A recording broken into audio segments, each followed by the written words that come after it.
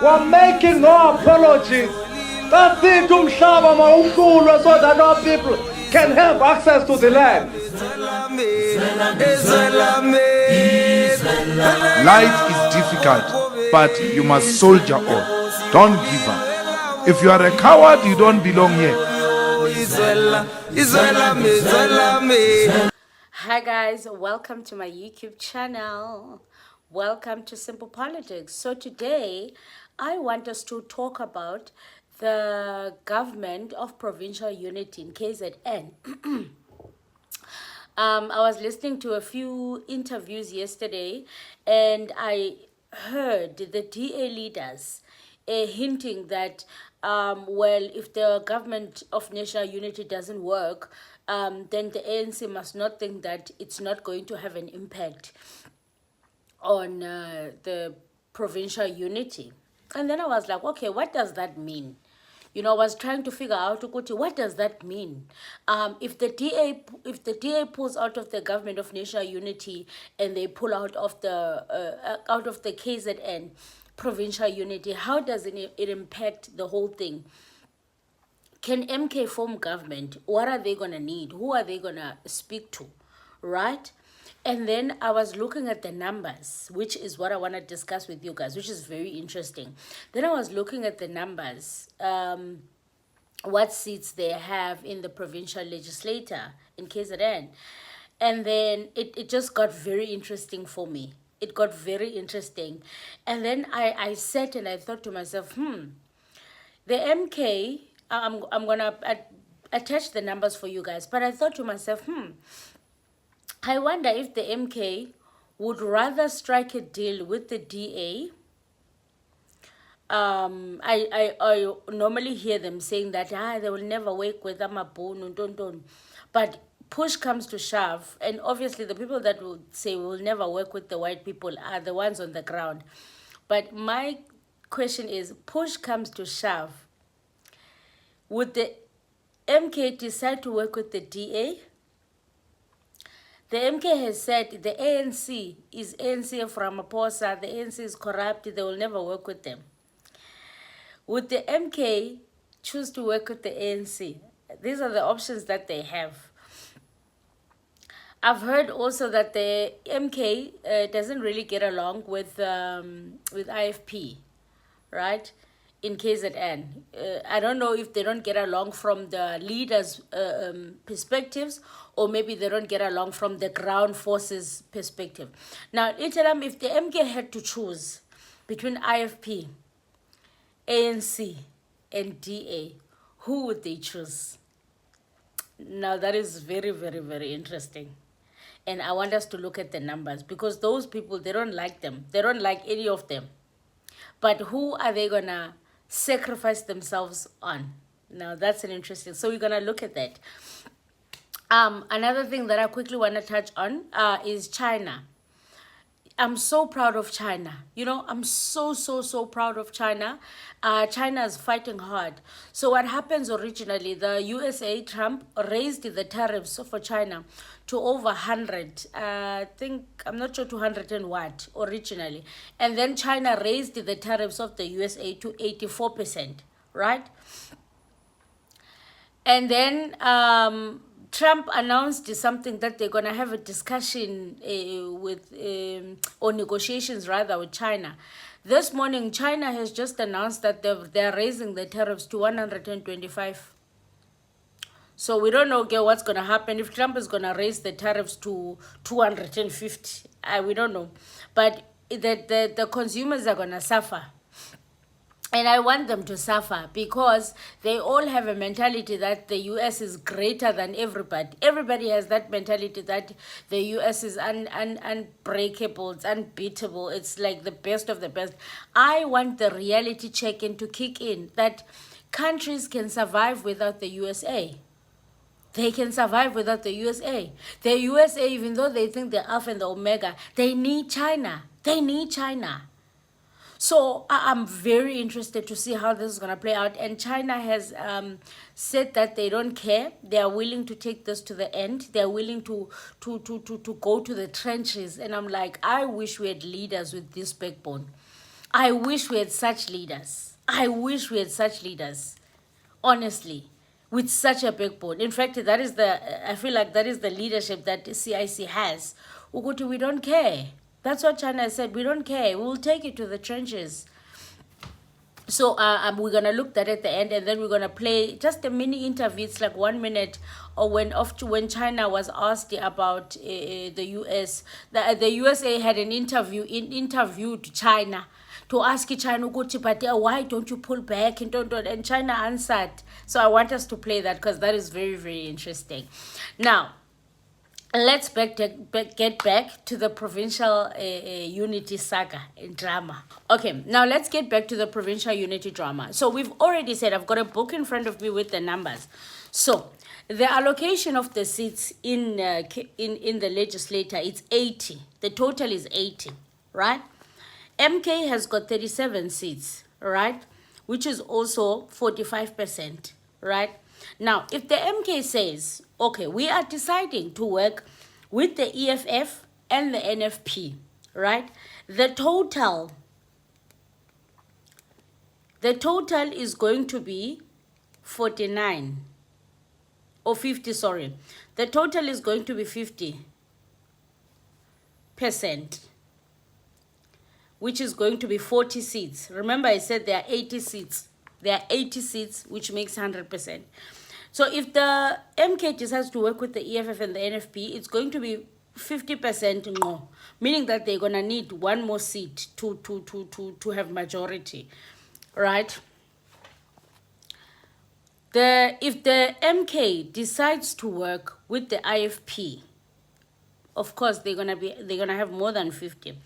Now little if the MK says they're going to work with the EFF and the NFP, they are going to need someone from these parties to vote for them. They are going to need one seat. They are going to have to lobby someone somewhere. Uguti, when we get inside there, please vote for us. I don't know how possible that's going to be. So if MK says they're going to govern with EFF and NFP, it's going to be very difficult for them because they don't have a clear majority. So every time they're going to have to pass something or vote, they're going to have to beg one person to help them to pass 50+1.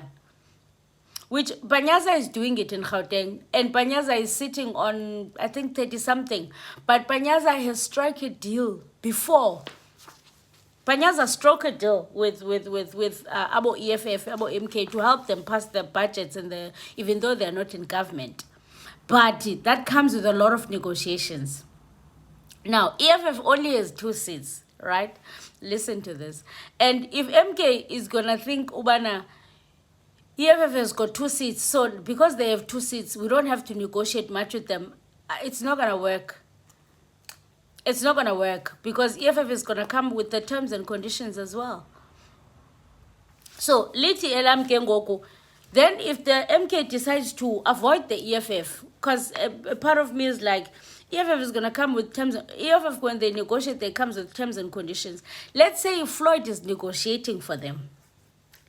Ever? And then maybe Tina Marshall Dlamini comes and negotiates. That will be a tough negotiation. So let's say that doesn't pass. Between the IFP, the ANC, and the DA, which one do you think the MK would go for? They don't like the ANC. They don't want the ANC. They call the DA Amabun. Do you think they would lean towards the IFP? Because I know that they don't like each other with the IFP. They don't like each other at all. You guys let me know in the comment section. And I was listening to the leaders, which I'm going to play for you guys. I was listening to the leaders and I heard Velenkosini Hlabisa, the IFP, saying that of course, Velenkosini Hlabisa doesn't want the provincial unity to break apart. He says that, yeah, just because it doesn't work in the national, it doesn't mean it's not going to work in the provincial. We shouldn't be disturbing the government of provincial unity. Technically, us and the national, we are isolated as Ngendao. This is also the disadvantage of forming government and excluding a party that has got a large percentage. Because if things go wrong now, like they are going wrong now for the provincial of KZN, there's no government now. And if they had included MK from the beginning, even if the DA was saying we are walking out, it wouldn't make a difference. This is why we always say, it's always said, include. Make sure that you include the party that has the majority. Because now if they had MK to begin with in that provincial unity, they wouldn't need that, even if the DA was walking away. But because they wanted to be sneaky, now the DA is walking away with like a big chunk of percentage. So there's nothing they can do. So Velenkosini is saying, no, it doesn't have to affect the provincial unity. No. The DA is saying, well, if you think it's not going to affect it, then think again. Because at the end of the day, Nati siqumzekile in the national. So why not hit back at the ANC? Because of course, if the DA pulls out of the provincial unit in KZN, the ANC might lose KZN in governing it. Because MK can form government. If MK would put everything aside and form government with the DA, imagine. So the ANC would lose, the IFP would lose. So it's very, very, very tricky. It's very, very, very, very tricky. It's very tricky. So I don't know, what do you guys think they're going to do? And I heard Umkunu, the convener of KZN, he was saying, from the MK, he was saying, they got one instruction not to work with the ANC. Or President Zuma says they're not going to work with the ANC. I'm going to play that clip for you guys. So if they're not going to work with the ANC, they are left with the IFP and the DA. For sure, I don't think they would work with the DA, but I could be wrong. Anything is possible in politics. IFP, I don't know if they're willing to set everything aside and work with the IFP. Or will they choose the EFF and the NFP and sit on 50% and just bet on lobbying one person to help them pass something? I don't know. Let me know how you guys see this playing out, because it's gonna be a tricky one, hey? It's gonna be a very, very tricky one. It's messy. I think that, to be quite honest, if you look at the makeup of the parties and just how distant they are in terms of not just ideology, but in terms of their priorities and personalities, I don't think it is going to be that easy for the MK party to see itself being in government in KwaZulu-Natal. But the IFP's Velenkosini Hlabisa has cautioned against destabilizing the provinces over the budget impasse. We should not impose how we view things at a national level, because what might have been a cause of different opinion at a national level might not be the same in KwaZulu-Natal. Meanwhile, the DA says what happens in the aftermath of the budget deadlock will immediately have an impact on the government of provincial unity. We will, of course, be guided by our provincial structures, and we will take our cue from there. But if anyone is under the mislabeled idea that what they say and do in the national government will not have consequences in KZN, I think that they may want to reassess that situation. On the other hand, the MK party says its president Jacob Zuma has instructed them to begin engaging with other political parties except the ANC about taking over the government in KZN. And then, moving right along to the China saga. I'm honestly extremely happy. I'm very happy that China has got this backbone. Like really, I'm very, very happy. Because the US likes really to bully. They really like to bully. They really like to bully. So I'm happy that China has got their big boy pants on and they are willing to take this to the cleaners. I love that for them.